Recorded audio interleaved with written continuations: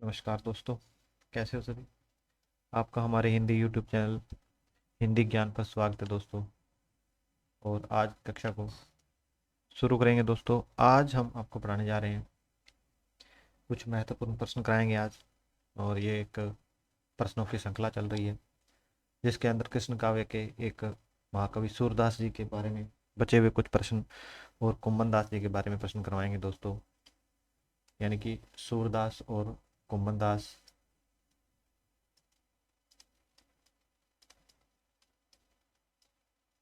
ठीक है, इनके बारे में प्रश्न होंगे दोस्तों। तो जल्दी से जुड़ जाएं और कक्षा को शुरू करेंगे, ताकि कक्षा को बिना विलंब किए कक्षा को शुरू करते हैं दोस्तों। आज की कक्षा यहाँ से शुरू होती है और पहला ही प्रश्न आपकी स्क्रीन के ऊपर है दोस्तों। पहला प्रश्न है कि सूरदास जी को वात्सल्य का सम्राट और जीवनोत्सव का कवि किसने कहा है। तो दोस्तों आपने बताना है कि सूरदास जी को वात्सल्य का सम्राट और जीवनोत्सव का कवि किसने कहा है। तो आपने ये बताना है। तो क्या डॉक्टर नगेंद्र ने कहा है, या फिर रामचंद्र शुक्ल जी कहते हैं, या हजारी प्रसाद द्विवेदी जी कहते हैं, और या फिर दोस्तों डॉक्टर हरिवंश राय बच्चन जी कहते हैं। तो आपने एक बार बताना है कि सूरदास जी को वात्सल्य का सम्राट और जीवनोत्सव का कवि किसने कहा है। तो दोस्तों इसका जो उत्तर है वो रहने वाला है बी, यानी कि सूरदास जी को वात्सल्य का सम्राट और जीवनोत्सव का कवि जो है रामचंद्र शुक्ल जी कहते हैं। तो इसके साथ उत्तर रहने वाला है बी। और हम आगे बढ़ते हैं। आगे देखो दोस्तों, किसने क्या नाम दिया है। तो सूरदास जी के अन्य नामों के बारे में चर्चा करेंगे, यानी कि सूरदास जी के अन्य क्या क्या नाम है। तो खंजन नयन इनका नाम है दोस्तों, भवादीपति इनका नाम है। उसके बाद वात्सल्य का कवि और जीवनोत्सव का कवि पुष्टि मार्ग का जहाज, ये तो आरसीएस कहते हैं दोस्तों। इसके बाद पुष्टि मार्ग का जहाज विठलनाथ जी कहते हैं। ठीक है दोस्तों, इसके साथ हम अगले प्रश्न पे बढ़ेंगे। अगला जो प्रश्न है दोस्तों वो आपकी स्क्रीन के ऊपर है कि सूरदास जी को पुष्टि मार्ग का जहाज किसने कहा है। तो पिछले प्रश्न में हमने आपको बताया कि सूरदास जी को पुष्टि मार्ग का जहाज किसने कहा है, विठलनाथ जी ने कहा है, या वल्लभाचार्य जी ने कहा है, या फिर दोस्तों रामानंद जी ने कहा है, या फिर गोकुलनाथ जी ने कहा है। तो दोस्तों आपका उत्तर क्या रहने वाला है कि सूरदास जी को पुष्टि मार्ग का जहाज किसने कहा है। तो इसका उत्तर जो दोस्तों रहने वाला है ए, यानी कि ये शब्द जो है पुष्टि मार्ग का जहाज, ये विठलनाथ जी ने जब सूरदास जी मरणासन पर थे उस समय कहे थे। तो इसके साथ हम आगे बढ़ते हैं दोस्तों। आगे क्या क्या लिखा है कि इनकी मृत्यु पर क्या है। उन्होंने लोगों को संबोधित करके कहा था कि पुष्टि मार्ग का क्या है, पुष्टि मार्ग को जहाज जात है, तो जाको कुछ लेना हो तो हो ले बोला है ना। ये किसने कहा है, ये दोस्तों कहा है विठलनाथ जी ने। ठीक है दोस्तों, विठलनाथ जी ने जो अष्टसाप की स्थापना की है दोस्तों, तो ये अष्टसाप की स्थापना उन्होंने 1565 में की है दोस्तों। इसके साथ हम आगे बढ़ेंगे। अगला जो प्रश्न है, प्रश्न संख्या 3, जो आपकी स्क्रीन के ऊपर है कि किसने सूरदास जी की भक्ति पद्धति को मेरुदंड पुष्टि मार्ग कहा है। तो आपने बताना है कि सूरदास जी की भक्ति को किसने, जो भक्ति पद्धति को मेरुदंड पुष्टि मार्ग ही कहा ही है बोला, ये किसने कहा है। तो डॉक्टर नगेंद्र ने कहा है, या आचार्य रामचंद्र शुक्ल ने कहा है, या आचार्य हजारी प्रसाद द्विवेदी जी ने कहा है, या डॉक्टर हरिवंश राय बच्चन जी ने कहा है। तो आपने इनमें से बताना है कि सूरदास जी की भक्ति पद्धति को मेरुदंड पुष्टि मार्ग ही है, ये किसने कहा है। तो ये दोस्तों कहने वाले हैं रामचंद्र शुक्ल जी। और इसके साथ हम आगे बढ़ेंगे दोस्तों। आगे इसमें दिया है कि सूरदास जी ने भक्ति पद्धति के 11 रूपों का वर्णन किया है दोस्तों, है ना। सूरदास जी ने भक्ति पद्धति के कितने 11 रूपों का वर्णन किया है। इसके बाद अगले प्रश्न पे चलेंगे। अगला जो प्रश्न है, भ्रमर गीत को किस ने ध्वनियात्मक कहकर पुकारा है। तो दोस्तों आपने बताना है कि भ्रमर गीत को किसने ध्वनियात्मक कहकर पुकारा है। क्या डॉक्टर नगेंद्र ने कहा है, या रामचंद्र शुक्ल जी कहते हैं, या फिर हजारी प्रसाद द्विवेदी जी कहते हैं, और या फिर डॉक्टर हरिवंश राय बच्चन कहते हैं। तो दोस्तों आपका उत्तर क्या रहने वाला है।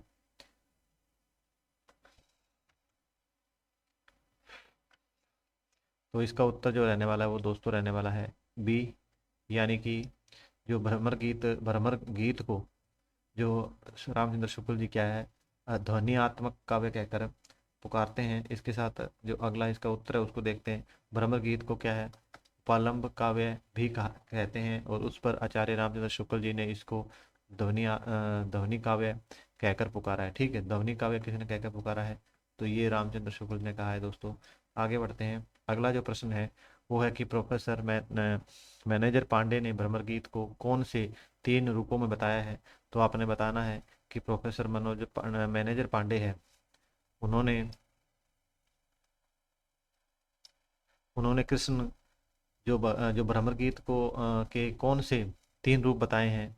क्या कृष्ण का प्रतीक बताया है भ्रमर गीत को, या उद्धव का प्रतीक बताया है, या स्वतंत्र रूप में बताया है, या फिर ये ऊपर सभी आंसर रहने वाले हैं। तो आपने बताना है कि जो प्रोफेसर मैनेजर पांडे हैं उन्होंने भ्रमर गीत के कौन से 3 रूप बताए हैं। तो दोस्तों इसका उत्तर जो रहने वाला है वो रहने वाला है डी, यानी कि जो उपरोक्त ये सभी जो भेद हैं वो मैनेजर पांडे जी ने बताए हैं। यानी कृष्ण का प्रतीक भी भ्रमर गीत को माना गया है, उद्धव का प्रतीक माना गया है, उसके बाद स्वतंत्र रूप से भी माना गया है। इसके साथ हम बात करते हैं भ्रमर गीत के अंदर कितने हैं दोस्तों, 700 दोहे हैं। ठीक है, तो भ्रमर गीत के अंदर कितने हैं, 700 दोहे हैं। इसके साथ हम आगे बढ़ेंगे। आगे जो प्रश्न संख्या 6 है दोस्तों, उसमें है कि कृष्ण भक्ति काव्य धारा के प्रतिनिधि कवि किसे माना जाता है। तो आपने बताना है जो कृष्ण भक्ति काव्य धारा है तो इसका प्रतिनिधि कवि बताना है आपने कि प्रतिनिधि कवि कौन है। तो क्या कृष्णदास है इसमें, या फिर कुम्मन दास जी हैं, या फिर परमानंद दास जी हैं, और या फिर सूरदास जी हैं। तो आपने ये बताना है कि कृष्ण भक्ति काव्य धारा के प्रतिनिधि कवि। तो इससे पहले हमने जब क्लासें की थी तो उसमें आपको बताया था कि जो कृष्ण पद्धति की जो भक्ति काव्य धारा है उसमें सगुण भक्ति और निर्गुण है। जैसे बात करते हैं भक्ति काल की, तो भक्ति काल के अंदर दोस्तों 2 धाराएं चलती है। एक तो चलती है दोस्तों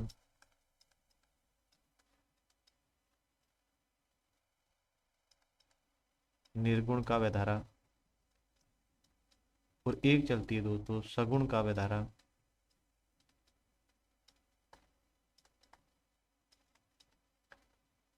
तो दोस्तों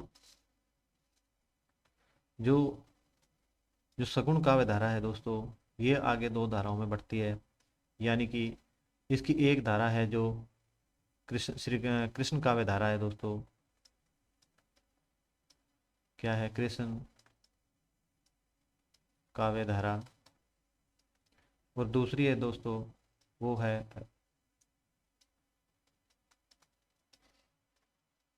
रामाश्री काव्य धारा, है ना, रामाश्री काव्य धारा।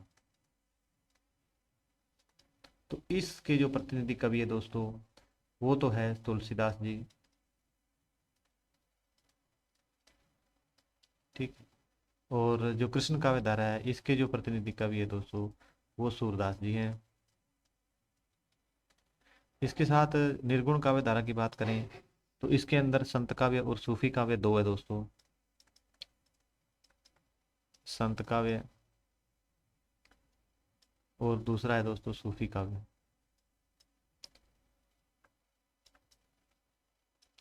ठीक है, तो संत काव्य के अंदर जो है संत काव्य के प्रतिनिधि कवि जो है दोस्तों कबीर है, और सूफी काव्य धारा के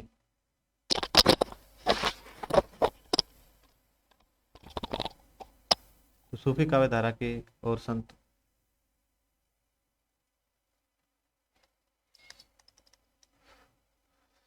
काव्य धारा और सूफी काव्य धारा के आपने बताना है दोस्तों कि क्या कौन प्रतिनिधि कवि है। तो हम आगे बढ़ेंगे।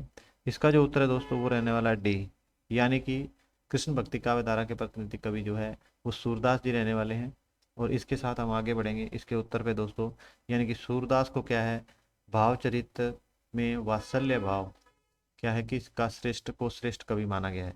आगे हम बढ़ते हैं दोस्तों। आगे एक पंक्ति दी गई है, आपने ये पंक्ति बताना है कि इस पंक्ति के जो प्रश्न है उसका क्या अर्थ है। तो सूर सूर तुलसी ससी, क्या है कि सूर सूर तुलसी ससी उड़गन केशव दास और कवि खगोत्सम जहां तहां करत प्रकाश। तो इन पंक्तियों के अंदर क्या है दोस्तों, सूरदास जी को क्या कहा गया है। तो इसमें आपने बताना है कि सूर सूर तुलसी ससी उड़गन केशव दास और कवि खगोत सम जहां तहां करत प्रकाश। तो इसका आपने उत्तर बताना है, क्या सूरदास को सूर्य कहा गया है, या चंद्रमा कहा गया है, या जुगनू कहा गया है, या फिर दोस्तों तारे कहा गया है।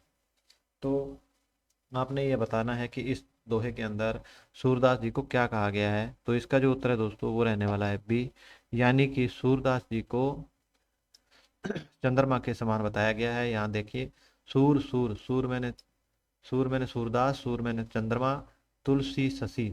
नहीं, सूर क्या है, सूरदास, सॉरी दोस्तों, सूरदास सूर्य के समान है, ठीक है। सूरदास क्या है, सूर्य के समान है दोस्तों, ये उत्तर रहने वाला है। यानी कि सूर सूर तुलसी शशि, तुलसी शशि मतलब शशि मैंने चंद्रमा है, उड़गन उड़गन केशवदास है ना, केशवदास तारे के समान है। उसके बाद क्या है, कवि खगोत, खगोत बाकी कवि क्या है, जुगनू के समान है, जो क्या है यहाँ तहाँ क्या है प्रकाश कर रहे हैं। तो आपने देखना है, सूर को सूर्य के समान माना है, तुलसी को चंद्रमा के समान माना है, उड़गन केशवदास और केशवदास को क्या है दोस्तों, चंद्रमा तारे के समान माना है, और कवि खगोत सम और सभी जो बाकी जो कवि हैं वो दोस्तों वो क्या है, वो जुगनू के समान है, जो जहां तहां प्रकाश करते हुए डोल रहे हैं। तो हिंदी साहित्य जगत में सूरदास जी को सूर्य माना गया है। ठीक है दोस्तों, यहाँ गलत है, और यहाँ जो उत्तर है वो ए रहने वाला है, के समान है। और तुलसीदास जी क्या है, चंद्रमा के समान। ठीक है, सूरज सूर्य के समान कौन है, तो सूर्य के समान दोस्तों सूरदास जी है, और चंद्रमा के समान क्या है, सूरदास जी है। और केशवदास जी जो है, केशव को क्या है, तारे के समान है दोस्तों। और अन्य सभी कवि क्या है, जुगनू के समान है, और क्या कर रहे हैं, यहाँ वहाँ क्या है, प्रकाश फैलाने का काम कर रहे हैं। इसके साथ हम आगे बढ़ेंगे। आगे जो प्रश्न संख्या 8 है दोस्तों, कि शुक्ल ने किसके बारे में ये लिखा है, यानी कि शुक्ल जी ने ये किसके बारे में लिखा है, कि आचार्यों की छाप लगी हुई 8 वीणाएं। क्या लिखते हैं कि आचार्यों की छाप लगी हुई 8 वीणाएं कृष्ण की प्रेम लीला कीर्तन करने करने उठी, जिसमें से सबसे ऊंची क्या है, सबसे ऊंची सुरीली और मधुर क्या है, झनकार। अंधे कवि कौन है, सूरदास की वीणा की थी। तो आपने बताना है कि ये जो पंक्ति है वो शुक्ल जी ने किसके बारे में कही है। तो पंक्ति को एक बार फिर पढ़ते हैं, कि आचार्यों की छाप लगी हुई 8 वीणाएं श्री कृष्ण की प्रेम लीला कीर्तन करने में उठी, जिसमें सबसे ऊंची क्या है, सबसे ऊंची सुरीली और मधुर झनकार का अंधे कवि सूरदास की वीणा में थी। तो आपने उत्तर बताना है दोस्तों, क्या ये पंक्तियां सूरदास जी के लिए कही गई हैं, या ये पंक्तियां कुंभन दास जी के लिए कही गई हैं, या ये पंक्तियां कृष्णदास के लिए कही गई हैं, और या फिर ये पंक्तियां दोस्तों परमानंद दास जी के लिए कही गई हैं। तो ये पंक्तियां मुख्य रूप से दोस्तों सूरदास जी के लिए कही गई हैं, यानी कि सूरदास जी इसमें अंदर ही लिखा हुआ है। इसके साथ हम इसके उत्तर पे चलेंगे दोस्तों, यानी कि सूर सागर को रामचंद्र शुक्ल ने क्या है, ध्वनि काव्य कहकर पुकारा है। आपने ये ध्यान देना है कि सूर सागर को सूरदास तुलसी रामचंद्र शुक्ल जी ने ध्वनि काव्य कहकर पुकारा है। अगली जो पंक्ति है दोस्तों, कि सूर अपनी बंद आंखों से क्या है, वात्सल्य का कोना कोना झांक आए थे। वो सूरदास जी के बारे में ये पंक्तियां किसके द्वारा कही गई है। तो आपने बताना है कि सूर अपनी बंद आंखों से वात्सल्य का कोना कोना झांक आए थे। तो आपने बताना है कि इसका उत्तर क्या रहने वाला है, डॉक्टर नगेंद्र रहने वाला है, या फिर आचार्य रामचंद्र शुक्ल जी रहने वाला है, या फिर आचार्य हजारी प्रसाद द्विवेदी है, या डॉक्टर हरिवंश राय बच्चन है। तो ये जो पंक्तियां दोस्तों हमने पिछली क्लास में की है, तो ये पंक्तियां जो है कौन कहते हैं, ये रामचंद्र शुक्ल जी कहते हैं दोस्तों। यानी कि ये पंक्तियां जो है, कि सूर अपनी बंद आंखों से वात्सल्य का कोना कोना झांक आए हैं, तो ये पंक्तियां रामचंद्र शुक्ल कहते हैं सूरदास जी के बारे में दोस्तों।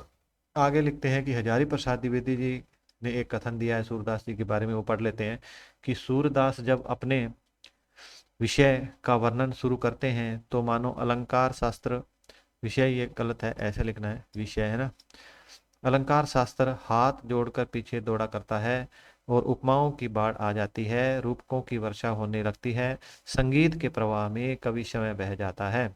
तो ये जो पंक्ति है दोस्तों, ये है हजारी प्रसाद द्विवेदी जी की। तो एक बार पंक्ति को पुनः दोबारा पढ़ेंगे दोस्तों, कि सूरदास जब अपने विषय का वर्णन शुरू करते हैं तो मानो अलंकार शास्त्र हाथ जोड़कर उनके पीछे दौड़ा करता है।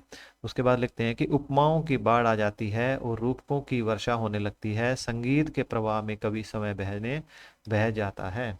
अगला जो प्रश्न है दोस्तों उसकी बात करेंगे कि सूरदास जी और वल्लभाचार्य जी की आयु में कितने दिनों का फर्क है। तो आपने ये बताना है कि सूरदास जी और वल्लभाचार्य जी जो शिष्य शिष्य गुरु हैं तो इनकी एज में कितना फर्क है। तो आपने ये बताना है क्या ये 15 दिन का फर्क है, या फिर ये 10 दिन का फर्क है, और या फिर ये 5 दिनों का फर्क है, या ये क्या है 20 दिनों का फर्क है। तो आपने ये बताना है दोस्तों कि सूरदास और वल्लभाचार्य जी के आयु में कितने दिनों का फर्क है।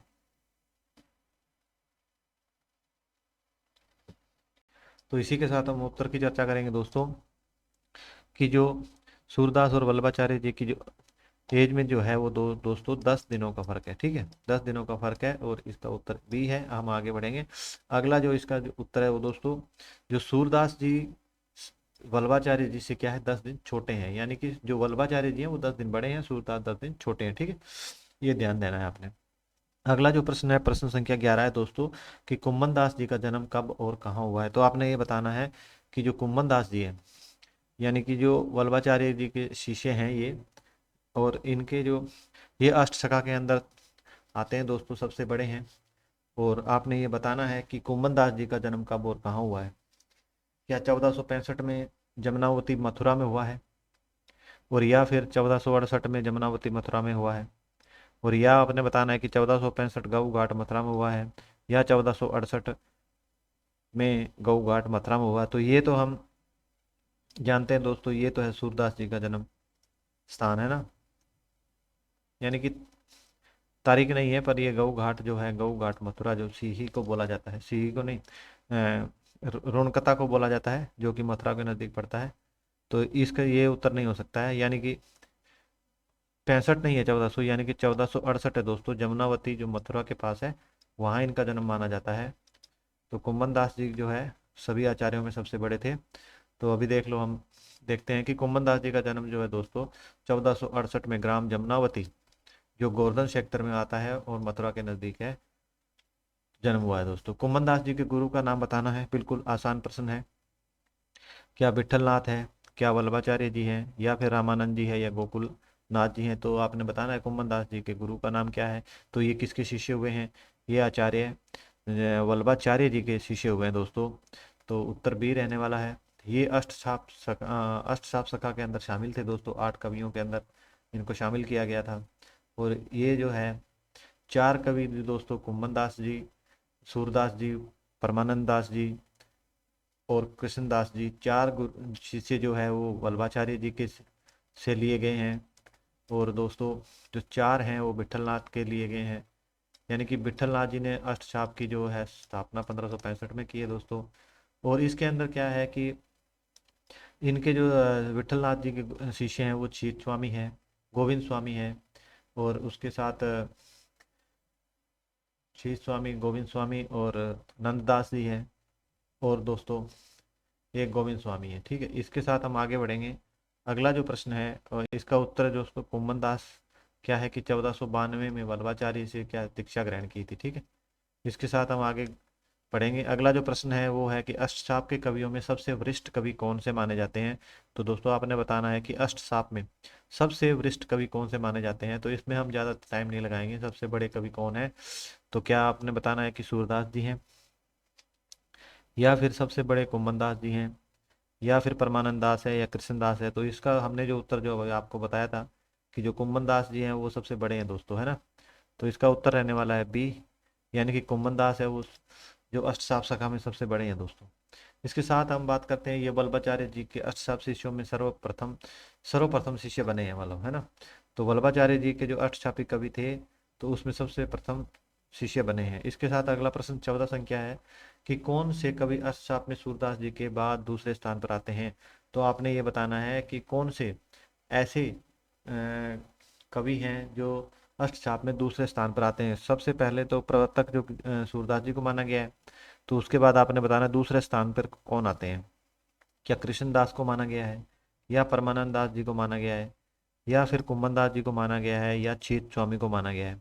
तो दोस्तों सूरदास के बाद जो अष्टचाप शाखा में जो दूसरे गुरु आते हैं, जो कवि आते हैं, वो है दोस्तों कुम्मन दास, यानी कि उत्तर रहने वाला है सी। इसके साथ हम आगे बढ़ेंगे, यानी कि ये कृष्ण भक्ति शाखा के दार्शनिक पीठिका तैयार करने वाले कवि माने जाते हैं। यानी कुम्भन दास को क्या माना जाता है कि ये क्या है, कृष्ण भक्ति शाखा की दार्शनिक पीठिका तैयार करने वाले कवि माने जाते हैं दोस्तों, है ना। इसके साथ हम अगले प्रश्न पे चलेंगे। प्रश्न संख्या 15 आपके सामने है दोस्तों। यानी कि सम्राट अकबर इनके पदों पर अत्यधिक मुग्ध थे और किसको, यानी कि एक पंक्ति दी गई है कि सम्राट अकबर किन के पदों पर अत्यधिक मुग्ध थे और किसको अकबर ने अकबर के बुलावे पर क्या है फतेहपुर सीकरी जाना पड़ा। तो आपने बताना है क्या कृष्णदास को फतेहपुर सीकरी जाना पड़ा, या फिर परमानंद दास जी को जाना हुआ, या फिर कुम्मन दास जी का जाना हुआ, या फिर क्या है छीत स्वामी का जाना हुआ।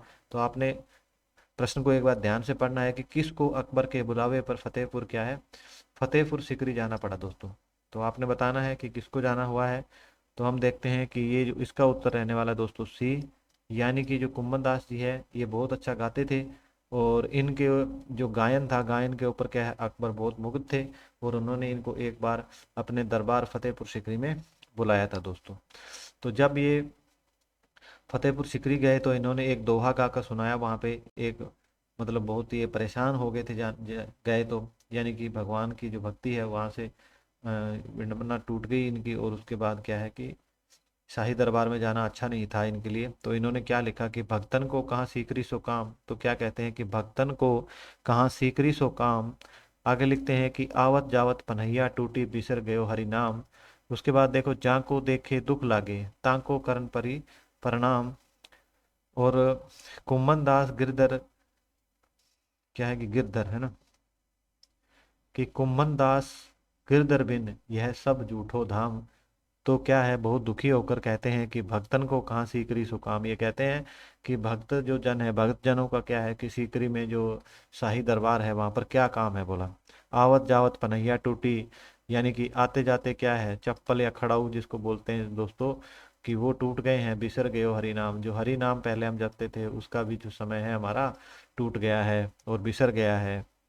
जहाँ को देखे दुख लागे, बोला इनको देखने से क्या दुख लगता है। ताको कर्ण परिप्रणाम, कि उनको देखने से क्या है दुख लगता है और उनको हमारे को क्या है प्रणाम करना पड़ रहा है।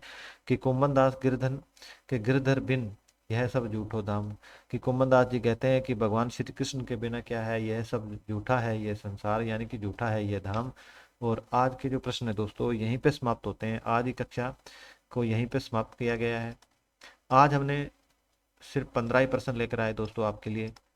तो आज की कक्षा जो है प्रश्न बहुत ही महत्वपूर्ण है। इस प्रकार हम रोजाना क्लास लेकर आते रहेंगे और आपके जो है सभी जो प्रकार के प्रश्न है जैसे जो कृष्ण भक्ति काव्य के जितने भी जो कवि है उनके जो कक्षा में एक एक कक्षा या एक कक्षा में दो कवियों को लेकर आएंगे या एक कवि को लेकर आएंगे, बहुत ही अच्छे प्रश्न बनाएंगे।